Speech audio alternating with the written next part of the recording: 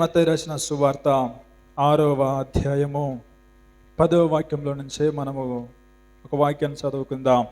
పరలోకమందున్న మా తండ్రి, నీ నామము పరిశుద్ధ పరచబడుగాక. దేవునికి స్తోత్రం కలుగునుగాక. హల్లెలూయా. సో గమనించండి ప్రియ దేవుని బిడ్డలారా, ఇక్కడ రాయబడినటువంటి ఈ యొక్క మాటను మనము ధ్యానించుకుంటూ ఉన్నప్పుడు, నీ నామము పరిశుద్ధమైనది అని చెప్పకుండా నీ నామము పరిశుద్ధ పరచబడుగాక అని రాయబడినట్లుగా మనం చూస్తూ ఉన్నాం. సో గమనించండి, నీ నామము పరిశుద్ధమైనది అని కానీ చెప్పుంటే దేవుని యొక్క నామం పరిశుద్ధమైనదే కనుక సో ఉన్నటువంటి దాని గురించి పలికి ప్రార్థన చేయమంటున్నాడని మనకు కూడా ఒక అర్థం చేసుకోవడానికి మంచిగా ఉండేది. కానీ ప్రభు యొక్క నేర్పిస్తున్నటువంటి మాట, నీ నామము పరిశుద్ధ పరచబడుగాక. సో దేవుని యొక్క నామాన్ని పరిశుద్ధపరచగలిగిన వారు ఎవరైనా ఉన్నారా? దేనితోనైనాను మనము దేవుని యొక్క నామాన్ని పరిశుద్ధపరచగలమా అంటే దేనితోటి కూడా పరిశుద్ధపరచలేము. ఎవరు కూడా దేవుని యొక్క నామాన్ని పరిశుద్ధపరచలేరు. కారణం ఏంటి అని అంటే, దేవునికి మించినటువంటి వాడు, దేవుని మించిన పరిశుద్ధుడే కావచ్చు, దేవుని మించిన పవిత్రుడే కావచ్చు, దేవుని మించినటువంటి గొప్పవాడు ఎవరు లేరు. ఆయన కన్నా పరిశుద్ధమైనది, శ్రేష్టమైనటువంటిది భూమి మీద కానీ ఆకాశం మీద ఏది కూడా లేనే లేదు. కనుక దేవుని యొక్క నామము పరిశుద్ధపరచబడుగాక అంటే ఎవరో వచ్చి దేవుని యొక్క నామాన్ని పరిశుద్ధపరచాలి అన్నటువంటి మాటకు అర్థం కాదు. ఆ మాటకు అర్థం అది కాదు. సో గమనించండి, నీ నామము పరిశుద్ధపరచబడుగాక అనంటే దేవుని యొక్క నామము పరిశుద్ధమైనటువంటి సంగతిని అనునిత్యము మీరు జ్ఞాపకములో ఉంచుకోవాలన్న ఉద్దేశంతో యేసు ప్రభు యొక్క మాటను తెలియజేస్తూ ఉన్నాడు. హల్లెలూయా. సో గమనించండి, దేవుని యొక్క నామము పరిశుద్ధమైనది గనుక ఆయనను వెంబడిస్తున్నటువంటి మనమందరం కూడా ఏ రీతిగా ఉండాలంటే పరిశుద్ధతను కలిగినటువంటి వారిగా ఉండాలి. హల్లెలూయా. దేవుని యొక్క నామము పరిశుద్ధమైనటువంటిది అని మనము జ్ఞాపకంలోనికి తెచ్చుకోకపోతే మనము పరిశుద్ధత కలిగి ఉండుటకు మనం ఎంత మాత్రము కూడా ఆలోచించము, దాని గురించి మనం ఎంత మాత్రం కూడా జ్ఞాపకంలోనికి తెచ్చుకోం మనం. కనుక ప్రియమైనటువంటి దేవుని బిడ్డలారా, మీరు ప్రార్థించే ప్రతిసారి కూడా పరలోకమందున్న మా తండ్రి, నీ నామము పరిశుద్ధపరచబడుగాక అని మీరు ప్రార్థించాలని ఇక్కడ యేసు ప్రభు తెలియజేస్తూ ఉన్నారు. ప్రియమైనటువంటి దేవుని బిడ్డలారా, దేవుని యొక్క వాక్యాలు మనకు చాలా స్పష్టంగా తెలియజేసేటువంటి మాట ఏంటి అని అంటే, ఒకసారి మనము పేతురు రాసినటువంటి పత్రికలోనికి మనం వెళ్దామండి. పేతురు రాసినటువంటి పత్రిక 1వ అధ్యాయము 14వ వాక్యం చదువుకుందాం. మొదటి పేతురు రాసిన పత్రిక 1వ అధ్యాయం 14వ వచనం చదవండి. నేను పరిశుద్ధుడినై ఉన్నాను గనుక మీరును పరిశుద్ధులై ఉండుడని వ్రాయబడి ఉన్నది. దేవునికి స్తోత్రం కలుగునుగాక. హల్లెలూయా. సో గమనించిన ప్రియ దేవుని బిడ్డలారా, ఇక్కడ పేతురు గారు పత్రికల్లో రాస్తూ చెబుతున్నటువంటి మాట, నేను అనగా దేవుడు ఇశ్రాయేలు ప్రజలతో చెప్పినటువంటి మాట ఏంటి అనంటే, నేను పరిశుద్ధుడినై ఉన్నాను గనక మీరు కూడా పరిశుద్ధులై ఉండుడి. తర్వాత వాక్యం మనం చదువుకుందాం. 16వ వచనం కూడా మనం చదువుకుంటూ వద్దాం. కాగా మీరు విధేయులకు పిల్లలై మీ పూర్వపు అజ్ఞాన దశలో మీకుండిన ఆశలను అనుసరించి ప్రవర్తింపక మిమ్మును పిలిచిన వాడు పరిశుద్ధుడై ఉన్న ప్రకారము మీరును సమస్త ప్రవర్తన యందు పరిశుద్ధులై ఉండుడి. హల్లెలూయా. దేవునికి స్తోత్రం కలుగునుగాక. ఎంత చక్కగా పేతురు గారు రాస్తూ చెబుతున్నాడు అనంటే, గమనించిన ప్రియ దేవుని బిడ్డలారా, దేవుడు ఆయన యొక్క నామము ఎంత పరిశుద్ధమైందన్న సంగతి మనకు తెలియకపోతే, దేవుని యొక్క నామం పరిశుద్ధమై ఉన్నది కదా అన్న విషయం మనకు తెలియకపోతే, మనము కూడా పరిశుద్ధత కలిగి ఉండడానికి, పరిశుద్ధత కలిగి జీవించడానికి మనకు ఆ ఆలోచనటువంటిది మనసుకు ఎంత మాత్రం కూడా రానే రాదు. పేతురు గారు ఏమని చెప్తున్నాడు అని అంటే, మనము పరిశుద్ధులముగా ఉండాలి. దేవుడు ఎట్టుంటే మనకి ఎందుకులే, మనము పరిశుద్ధంగా ఉండాలని అంటం లేదండి. అంతే కదండి. దేవునికి ఏదైతే ఉందో దానిని ఇక్కడ క్రోడీకరిస్తూ మనతో చెప్తున్నటువంటి మాట, ఆయన పరిశుద్ధుడై ఉన్న ప్రకారము మీరు కూడా పరిశుద్ధులై ఉండుడి. హల్లెలూయా. తర్వాత మాట ఆయన అంటున్నాడు, మిమ్మును పిలిచిన వాడు పరిశుద్ధుడై ఉన్న ప్రకారము మీరును సమస్త ప్రవర్తన యందు పరిశుద్ధులై ఉండుడి. హల్లెలూయా. ఏ విషయాలలో అంటాం? సమస్త ప్రవర్తన యందండి. కొంతమంది ఒక విషయంలో మాత్రమే పరిశుద్ధంగా ఉంటారు, కొంతమంది కొన్ని విషయాలలో మాత్రమే పవిత్రంగా ఉంటారు, కొన్ని విషయాలలో మాత్రం పరిశుద్ధంగా జీవిస్తారు, మిగిలిన కొన్ని విషయాలలో మాత్రము చెయ్యరు. కారణం ఏంటి అని అంటే, ఇక్కడ చేస్తున్నాను కదా, అవి పాటిస్తున్నాను కదా, ఇవి పరిశుద్ధంగా చేస్తున్నాను కదా, ఇవి నేను పవిత్రంగా చూస్తున్నాను కదా, ఇవి చేయకపోతే ఏం కాదులే. సో గమనించిన ప్రియ దేవుని బిడ్డలారా, కొంతమంది మహానుభావులు ఎలాగుంటారు అని అంటే, కొన్ని పాపపు క్రియలు చేసి ఆ పాపపు క్రియల నిమిత్తం పశ్చాత్తాప పొంది వాటి నుంచి విడుదల పొందుకోవడానికి కొంతమంది పరిశుద్ధ కార్యాలు చేయడానికి ఇష్టపడుతుంటారు. అర్థమవుతుంది కదా. సో గమనించండి, చాలామంది మనం చూసినట్లయితే దాన ధర్మాలు చేస్తుంటారు, పుణ్యకార్యాలు చేస్తూ ఉంటారు. ఎందుకో తెలుసా? ఒకవేళ నేను చేసిన పాపాలు ఈ రకంగానే పోగొట్టుకుందాంలే అని. కొంతమంది క్రైస్తవులకు ఉండే తెలివితేటలు ఏంటి అని అంటే, కొంతమంది పరిశుద్ధమైన కార్యములు చేయడానికి ఇష్టపడతారు. ఎందుకనంటే, నేను చేసిన పాపాలు ఈ విధంగానే పోగొట్టుకుందాంలే. ఏ విధంగా? కొంచెం కానుక ఎక్కువ వేసి, లేకపోతే మందిరానికి ఏమన్నా గిఫ్ట్ ఇచ్చి, లేకపోతే దేవుని యొక్క మందిరానికి ఏమన్నా అందరికంటే ఎక్కువ ఇచ్చి, లేదా పెద్దది ఇచ్చి, లేకపోతే సేవకునికి ఏమన్నా ఇచ్చి, ఇలా చేయడం వల్ల నేను చేసిన పాపాలు ఈ రకంగా ఏమైపోతాయంటే ఒక్కొక్కటి తొలగిపోతుంటాయిలే అని కొంతమంది తెలియకల్లో ఈ రీతిగా అంటారు. గమనించిన ప్రియ దేవుని బిడ్డలారా, దేవుని యొక్క వాక్యం సెలవిస్తూ ఉంది, సమస్త ప్రవర్తన యందు మీరు పరిశుద్ధులై ఉండాలి. కారణం ఏంటి అని అంటే, ఆయన పరిశుద్ధుడు గనక. హల్లెలూయా. ఆయన నామము పరిశుద్ధమైనది, ఆయన పరిశుద్ధుడైన దేవుడు, ఆయన నివసించే స్థలము పరిశుద్ధమైనది, ఆయన నివసించే రాజ్యము పరిశుద్ధమైనది. ఆయనలో ఎక్కడ కూడా పాపం అనేటువంటి మాటలు లేనే లేదు. ప్రియ దేవుని బిడ్డలారా, ఆయన సమస్తములో కూడా పరిశుద్ధుడై ఉన్న దేవుడు గనక మనము కూడా మన సమస్త ప్రవర్తన అంతటిలో మనం ఏ రీతిగా ఉండాలంటే పరిశుద్ధులమై మనం ఉండాలి. ఒక వాక్యం చదువుకుందాం. యోహాను రాసిన యోహాను సువార్త 8వ అధ్యాయము 45వ వాక్యం మనం చదువుకుందాం. యోహాను సువార్త 8వ అధ్యాయము 45వ వచనం. చదవండి తీసిన వాళ్ళుంటే. నేను సత్యమనే చెప్పుచున్నాను గనక మీరు నన్ను నమ్మరు, నా యందు పాపమున్నదని మీలో ఎవడు స్థాపించును. యేసు ప్రభు చెప్పేటువంటి మాట, నేను సత్యము చెప్పుచున్నాను గనక మీరు నన్ను నమ్మరు, నా యందు పాపమున్నదని మీలో ఎవడు నిరూపించును, ఎవడు స్థాపించును. నాలో పాపముందని ఎవడు ప్రూవ్ చేయగలుగుతాడు? దేవుడు చెప్తున్నటువంటి మాట. ప్రియమైనటువంటి దేవుని బిడ్డలారా, ఆయన మనము ఏ విషయంలో చూసినా, దేవుణ్ణి ఎంతగా మనము పరిశీలించినా, అఫ్ కోర్స్ ఆయన్ని పరిశీలించడానికి మన జ్ఞానం సరిపోదనుకోండి. ఒకవేళ మనము వెతికిలాడినా కూడా పొరపాటున ఆయనలో మనకి ఎక్కడ కూడా పాపం అనేది కొంచెం కూడా కనిపించదు. సో చాలా మంది ఏం చేస్తారనంటే, బైబిల్లో తప్పులు ఉన్నాయి, ఆ తప్పులు బయటికి తీసుకొచ్చి ఇది ఒక తప్పు గ్రంథం అని, ఇది ఒక పాపపు గ్రంథం అని చెప్పి నిరూపించాలని చాలా మంది ప్రయాసపడి చివరికి వాళ్ళ గొప్ప సువార్తకులు, సేవకులు అయిపోయారు. హల్లెలూయా. సో బైబిల్లోనే తప్పులు పట్టలేకపోయారు, ఇంకా దేవుళ్ళు ఏం తప్పులు పడతారండి? సో దేవుణ్ణిలో తప్పులు అని చెప్పి వెతికినటువంటి వారికి తప్పులు కనిపించగా, ఆయనలో ఉన్న సత్యము, ఆయనలో ఉన్నటువంటి నీతి, చివరకు ఆయనలో ఉన్న పరిశుద్ధతను తెలుసుకొని ఇంత గొప్ప పరిశుద్ధుడు ఎక్కడ లేరురా అని చెప్పేసి ఆయనకి బిడ్డలుగా మారిపోతూ ఉన్నారు. హల్లెలూయా. ఎంత గొప్ప దేవుడు అండి. యేసు ప్రభువులో తప్పులు వెతికితే తప్పులు కనిపించడం లేదు, ఆయన యొక్క గ్రంథములో తప్పులు వెతుకుతుంటే తప్పులు కనిపించడం లేదు. వారిలో ఉన్న తప్పులు, వారిలో ఉన్న పాపములు వారికే కనిపించేలాగున్నాయి. హల్లెలూయా. ఆయన పరిశుద్ధత ఎలాగుందో తెలుసా? మానవుని యొక్క పాపములను బట్టబయలు చేసే విధముగా ఉంది. హల్లెలూయా. అందుకే కీర్తనకారుడు ఏమని తెలుసా? దేవా, నీ యొక్క ముఖకాంతుల్లో నా రహస్య పాపములను కడిగివేయుము. ప్రియమైన దేవుని బిడ్డలారా, దేవుళ్ళో పాపం ఉందంటే లేదండి. ఆయనలో పాపం ఉందేమోనని మనం వెతకలాడానికి వెళితే, శోధించడానికి వెళితే ఆ పరిశుద్ధతలో మన పాపాలు కనిపిస్తూ ఉన్నాయి. ఇది ఎక్కడ విచిత్రం అండి?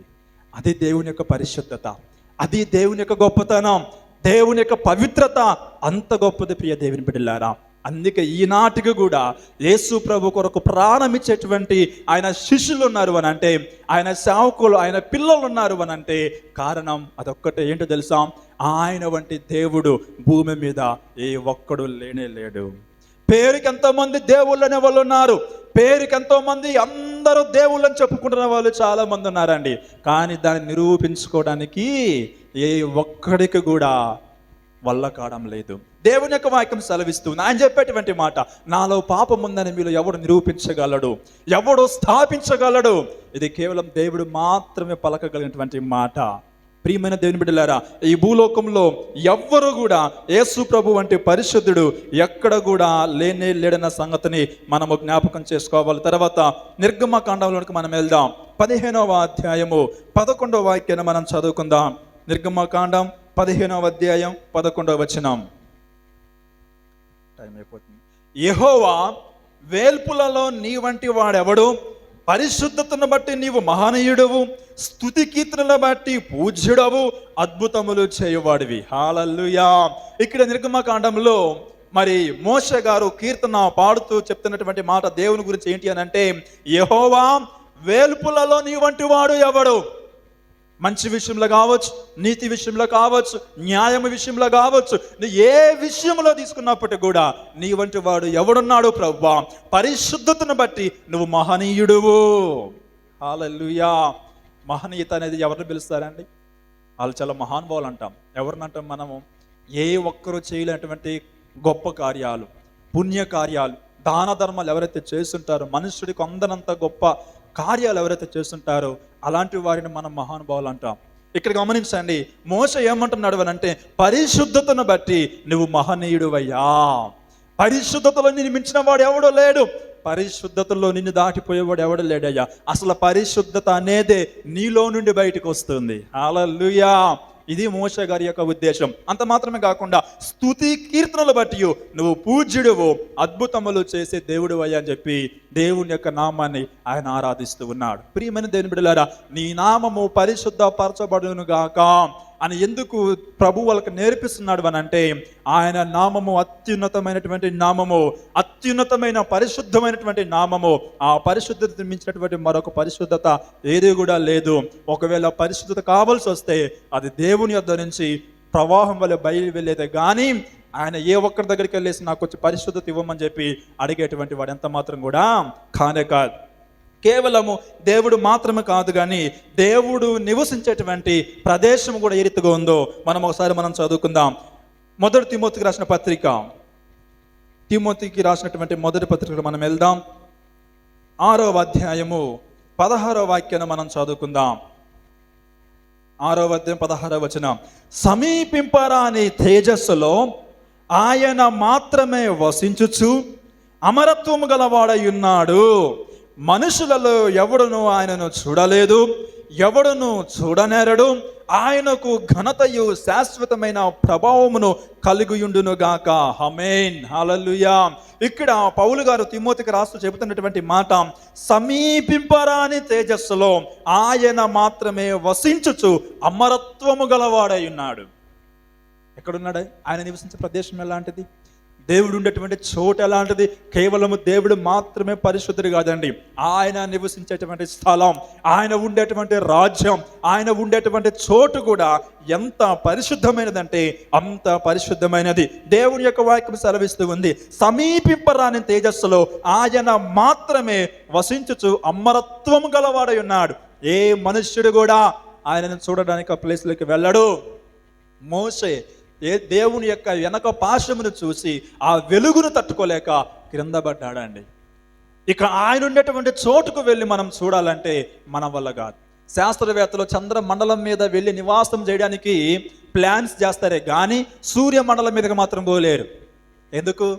సూర్యమండలం ఎప్పుడు బగ మాడుతుంటుంది. ఆయన ఆడాడో ఉంటే సూర్యుడు కిందుండే మనకి చెమటలు కక్కుతున్నాయి.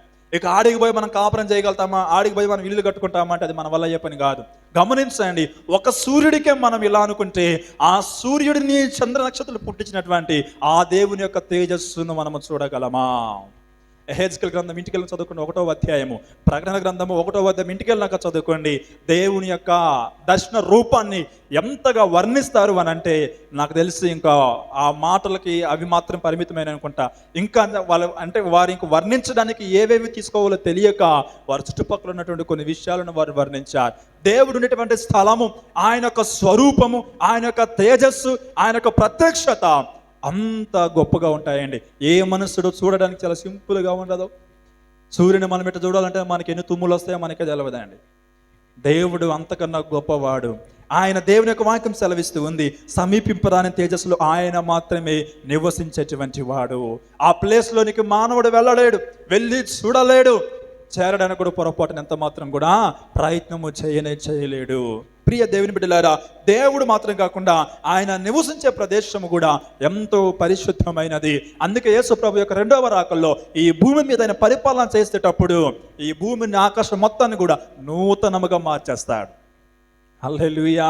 ఈ లోకంలో మనకి ఎంత పాపం కనిపించినా, ఎంత దుర్మార్గత కనిపించినా మన వల్ల ఏం కాదు. ఏడ్చుకుంటూ బాధపడుతూ ఈ లోకంలో దేవుడు మనకిచ్చిన ఆయుష్నంత వరకు మనం జీవిస్తూ ఉండడం తప్ప. కానీ దేవుడు పరిపాలించబడేటువంటి ఈ భూమి ఎలాగుంటుందంటే నూతన ఆకాశము, నూతన భూమిగా ఆయన చేసి దీనిని పరిపాలిస్తాడు. హల్లెలూయా. ఎందుకంటే పాపము అనేటువంటి ప్లేస్లో ఆయన ఉండలేడండి. దేవుడు నివసించే స్థలం వేరు, ఆయన ఉండే చోటు వేరు. ఆయన ఒకవేళ ఈ భూమి మీదకి వచ్చి పరిపాలన చేసినప్పుడు కూడా ఈ భూమి మొత్తాన్ని కూడా పరిశుద్ధమైనదిగా చేసి ఆయన ఈ లోకాన్ని పరిపాలించబోయేవాడిగా ఉంటున్నాడు. మరొక వాక్యం చదువుకుందాం. యెషయా గ్రంథము 6వ అధ్యాయము 1వ వాక్యం మనం చదువుకుందాం. యెషయా గ్రంథం 6వ అధ్యాయం 1వ వాక్యం. రాజైన ఉజ్జియా మృతి నొందిన సంవత్సరమున అత్యున్నతమైన సింహాసనమందు ప్రభు ఆసీనుడై ఉండగా నేను చూచితిని. ఆయన చొక్కాయి అంచులు దేవాలయము నిండుకునెను. ఆయనకు పైగా శరాపులు నిలిచి ఉండిరి. ఒక్కొక్కరికి 6 రెక్కలుండెను. ప్రతి వాడు 2 రెక్కలతో తన ముఖము 2 తన కాళ్ళను కప్పుకొనొచ్చు 2తో ఎగురుచి ఉండెను. వారు సైన్యములకు అధిపతియగు యెహోవా పరిశుద్ధుడు, పరిశుద్ధుడు, పరిశుద్ధుడు, సర్వలోకము ఆయన మహిమతో నిండి ఉన్నదని గొప్ప శబ్దముతో, స్వరముతో గాన ప్రతిగానములు వారు చేయించి ఉండిరి. ప్రియమైనటువంటి దేవుని బిడ్డలారా, దేవుని యొక్క వాక్యం సెలవిస్తూ ఉంది, అత్యున్నతమైన సింహాసనమందు ప్రభువు ఆసీనుడై ఉన్నాడు. దేవుని యొక్క దూతలన్నీ కూడా ఏమంటున్నాయో తెలుసా? పరిశుద్ధుడు, పరిశుద్ధుడు, పరిశుద్ధుడు అని. సర్వలోకం ఆయన మహిమతో నిండి ఉన్నదని గొప్ప స్వరములతో గాన ప్రతిగానములు ఆ దేవునికి చేయుచున్నాయి. వేరొక దేవుడుంటే, వేరొకళ్ళు అంతకు మించిన పరిశుద్ధతను కలిగి ఉంటే ఆ దేవుని ఎందుకు ఆరాధిస్తారు అంతగా? ఆ దేవునికి ఎందుకు అంత స్తుతులు అర్పిస్తారు? గాన ప్రతి గానములు ఆయనకు మాత్రమే ఎందుకు చేస్తున్నాయి దేవుని యొక్క దూతలు అని అంటే, ఆయన వంటి పరిశుద్ధుడు ఏ ఒక్కడు లేడు గనుక, ఆయన తప్ప పరిశుద్ధత అనే దానికి చిరునామా వేరొకరు లేరు గనుక. ప్రియ దేవుని బిడ్డలారా, దేవుని యొక్క దూతలు చేసేటువంటి మాట నిత్యము ఆయన పరిశుద్ధుడై ఉన్నాడు కనుక అని చెప్పేసి పరిశుద్ధుడు, పరిశుద్ధుడు, పరిశుద్ధుడు అని దేవుని దూతలు ఎంతగానో ప్రభువుని ఆరాధించడం మనము చూస్తూ ఉన్నాం. కనుక ప్రియమైన దేవుని బిడ్డలారా, ఆయన నామము పరిశుద్ధమైనది. ఆయన ఉండే ప్రదేశము ఎంతో పవిత్రమైనది, పరిశుద్ధమైనది. మానవుడు పోజాలటువంటి గొప్ప మహామహిమతో నిండి ఉన్నటువంటి స్థలం అన్న సంగతిని మనం జ్ఞాపకం చేసుకోవాలి. చివరిగా ఓ పాయింట్ చెప్పి నేను ముగిస్తాను. దేవుని యొక్క నామము ఆయన ఎలాంటివి మనం చూసాము, ఆయన నివసించేటువంటి స్థలము కూడా ఎలాంటిదో మనం చూసి ఉన్నాం. అయితే గమనించండి, ఇప్పుడు నా ప్రశ్న ఏంటి అని అంటే, కేవలము దేవుడు మాత్రమే కాదు కానీ దేవునిని వెంబడించేటువంటి వారు కూడా పరిశుద్ధులై ఉన్నారు. హల్లెలూయా. ఇది మన దేవుళ్ళు ఉన్న మరో గొప్పతనం ఏంటి అని అంటే, గమనించండి, ఒక సామెత ఒకటి ఉంటుంది. ఏంటి అని అంటే, గుడ్డివాడు గుడ్డివాడికి దారి చూపగలడా అన్నట్లుగా, సన్యాసి రాసుకుంటే బూడిద రాదు అన్నట్టు కొన్ని సామెతలు ఉంటాయి. సో గమనించండి, మానవులలో ఉన్న పాపమును తీసివేసి అతి ఘోరమైనటువంటి పాపులుగా ఉన్నటువంటి మానవులను పరిశుద్ధులుగా మార్చే గొప్ప శక్తి కూడా ఆ దేవునికి మాత్రమే ఉంది. హల్లెలూయా. అందుకే ఆయన ఈ లోకంలోనికి వచ్చి తన యొక్క పరిశుద్ధమైన రక్తమును చిందించి పాపములో ఉన్నటువంటి మనల్ని, శాపములో ఉన్నటువంటి మనముల్ని ఆయన రక్తము చేత కడిగి శుద్ధీకరించాడు. దేవునికి స్తోత్రం కలుగును గాక. ఆయన ఒక్కడే పరిశుద్ధుడు కాదు, ఆయన నివసించే స్థలము మాత్రం పరిశుద్ధమైనది కాదు, కానీ ఆయనను వెంబడించే ప్రతి ఒక్కడు కూడా పాపములో నుంచి బయటకు వచ్చి పరిశుద్ధులై ఉన్నారు. ఒక వాక్యం మనం చదువుకుందాం. మొదటి యోహాను రాసిన పత్రిక 1వ అధ్యాయము 7వ వాక్యాన్ని మనం చదువుకుందాం. యోహాను రాసిన మొదటి పత్రిక 1వ అధ్యాయం 7వ వచనం.